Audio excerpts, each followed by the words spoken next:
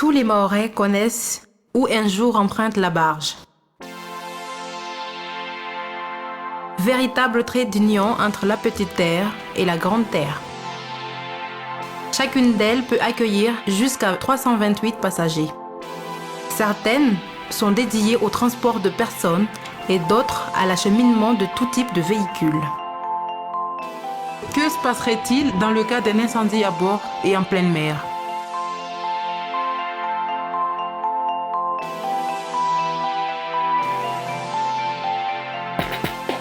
À la vue des premières flammes, le commandant donne l'alerte et une alarme retentit sur la barge. Après avoir averti les passagers, il lance ensuite un appel radio VHF et prévient tous les secours. Il détaille la nature de l'incident, le nom et la position du navire, le nombre de blessés et d'autres informations indispensables à leur bonne organisation. En parallèle, des agents de sécurité tentent de maîtriser l'incendie, prennent en charge les passagers, leur remettent les gilets de sauvetage et les soutiennent moralement pour que le calme règne au sein du navire.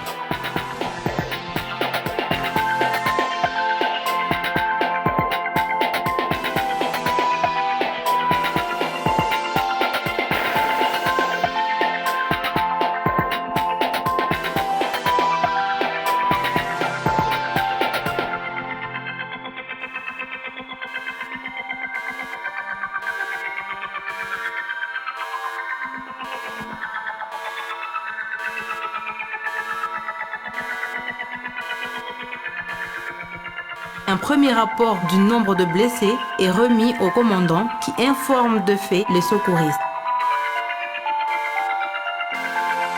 Il précise s'il y a des passagers qui ont perdu connaissance ainsi que la gravité de chacune des blessures. Ce sont des informations précieuses dans le choix de l'effectif et du matériel à apporter.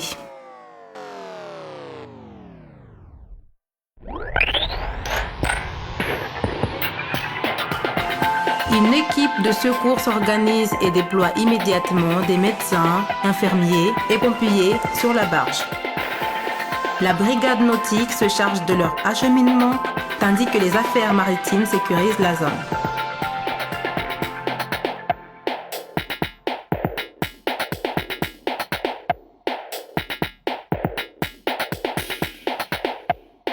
L'équipe médicale fait le tour des passagers, les examine rapidement et prodigue des soins.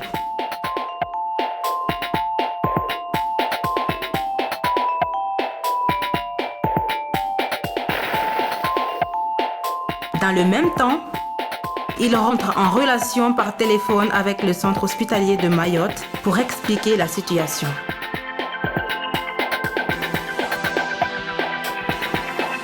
La gendarmerie et les pompiers se chargent de l'évacuation des blessés graves. Les blessés légers seront accompagnés dans un second temps.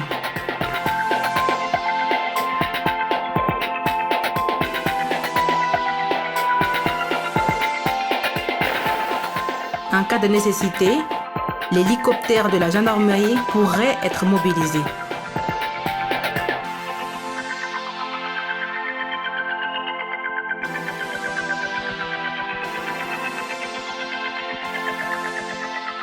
Dans le cas d'une pollution d'hydrocarbures, un navire spécialisé de la Marine nationale appelé l'antipollution est alors contacté pour intervenir au plus vite. Ce bateau qui résorbe la pollution se rend sur les lieux et déploie une bouée servant de barrière afin de limiter la propagation des hydrocarbures.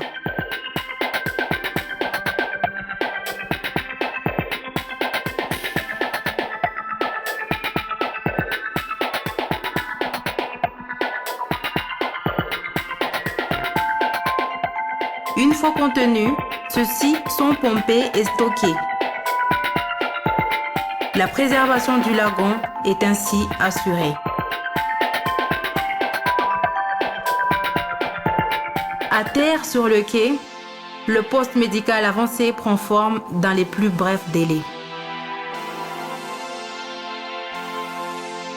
Les blessés qui arrivent sont immédiatement pris en charge, soignés et acheminés vers le centre hospitalier.